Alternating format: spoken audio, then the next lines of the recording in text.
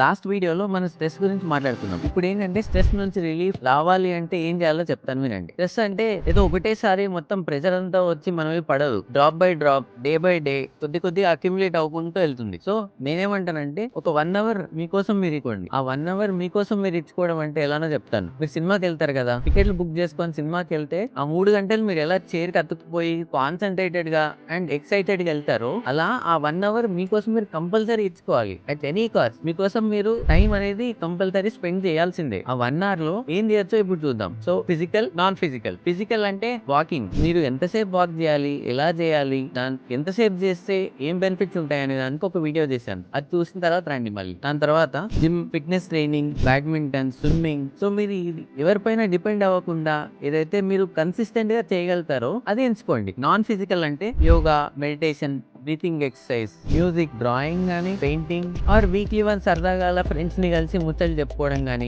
లేదంటే early morning sun light లోకి వెళ్ళి గ్రీనరీ చూస్తూ వాక్ చేయడం గానీ, ఇవన్నీ రిలాక్సేషన్ ఇస్తాయి. సో ఇందులో మీరు ఏదైనా మిక్స్ అండ్ మ్యాచ్ చేసుకొని ఒక షెడ్యూల్ లా చేసుకొని వెళ్ళొచ్చు. ఫర్ ఎగ్జాంపుల్ నేను బాక్సింగ్ అండ్ ఫిట్నెస్ ట్రైనింగ్ వెళ్తున్నాను. ఎవ్రీ ఈవినింగ్ 5 to 6 వెళ్తాను. అది వెళ్ళక ముందు, వెళ్ళొచ్చిన తర్వాత డ్రాస్టిక్ డిఫరెన్స్ ఉంటుంది. సో అది నన్ను నెక్స్ట్ డే ఆఫ్టర్నూన్ వరకు యాక్టివ్ గా ఉంచుతుంది. ఇది నేను లాస్ట్ 3 months గా చేస్తున్నా. I can note the difference. So మీరు ఏం స్టార్ట్ చేస్తున్నారు, ఏం చేద్దాం అనుకున్నారు అనేది కింద కామెంట్ చేయండి. సో మనకు 24 hours ఉంటే 23 hours మనం ప్రపంచానికి, మన ఫ్యామిలీకి ఇస్తున్నాం. ఈ ఒక్క 1 hour మాత్రం మీకోసం మీరు ఇచ్చుకోండి. 1 hour a day keeps your stress away. Stay healthy, stay Anand.